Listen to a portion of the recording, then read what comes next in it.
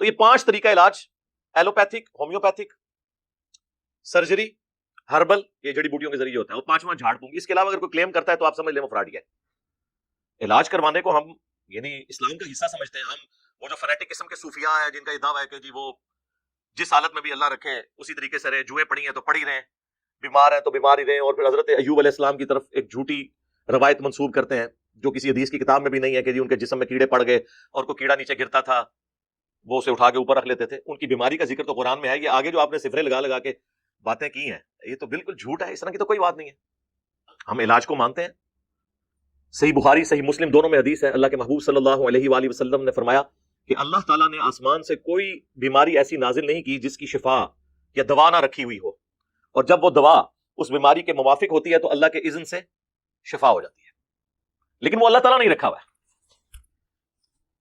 صحیح بخاری کے اندر حدیث موجود ہے کہ شفا 3 چیزوں کے اندر ہے۔ نمبر 1 کپنگ کروانے میں، یہ پچھنے لگوانے، اور وہ بھی کوئی صحیح بندے سے لگوانا ہے آپ نے، یہ نہ الٹا بیماری لے کے آ جائے۔ نمبر 2 شہد میں، وہ تو سورۃ النحل میں آیا کہ شہد کے اندر شفا اللہ تعالیٰ نے رکھی ہے۔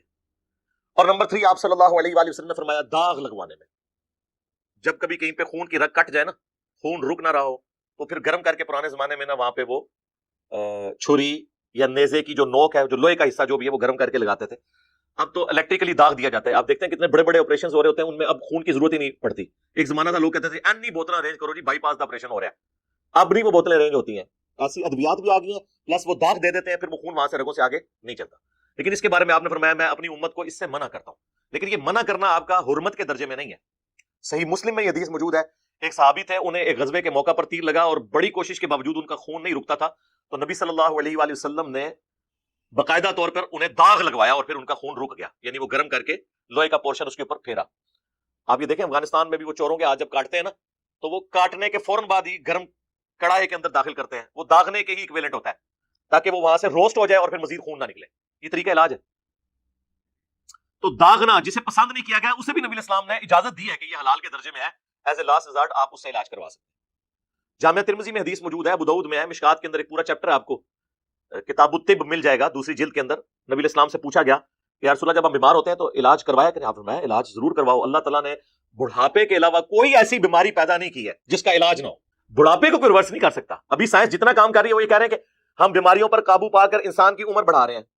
جاپان میں اس وقت بھی آلموسٹ 55,000 لوگ ایسے ہیں جن کی عمریں 100 سے زیادہ ہے۔ یہ ہمارے ملک میں جو 100 والے ملتے ہیں زیادہ تر جعلی ہیں، ان بیچاروں کو اپنی عمروں کا پتہ ہی نہیں ہوتا۔ تو لوگ کہہ رہے ہیں 130 سال دی اماں ہے، 130 دی نہیں ہوتی بیچاری، اور ہمارا تو لیونگ سٹینڈرڈ ایسا ہے کہ 40 سال کی عمر میں 70 سال کا بندہ نظر آنا شروع ہو جاتا ہے، اور جو میڈیکل عمر اندر کی ہے وہ تو شاید 100 سال ہو چکی ہوئی ہوتی ہے۔ اس قسم کی غذائیں ہوٹلوں سے کھا کھا کے تو میدا جو ہے وہ بچے کی عمر تو ہوتی ہے 20 سال اور میدے کی عمر 40 سال ہو چکی ہوتی ہے، کیونکہ وہ اتنا ڈس آرڈر اس میں آ چکا ہوتا ہے۔ بڑھاپے کے علاوہ کوئی ایسی بیماری نہیں جس کی اللہ نے شفا پیدا نہ کی ہو۔ اس طریقے سے صحیح مسلم حدیث ہے، نبی صلی اللہ علیہ وآلہ وسلم سے یہ بچھو کے کاٹنے پہ جو دم ہے اس کے بارے میں پوچھا گیا، تو آپ نے فرمایا کہ اگر اس میں شرکی الفاظ نہ ہو اور جو تم میں سے اپنے بھائی کو نفع پہنچا سکتا ہے وہ پہنچائے، اس کو دم کرے۔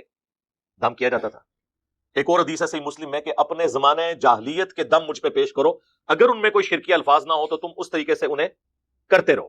بخاری اور مسلم دونوں میں کلونجی کے بارے میں ہے کہ موت کے علاوہ ہر مرض کی شفا اس کے اندر موجود ہے، لیکن ظاہر وہ ایک طریقے سے ہوگا نا۔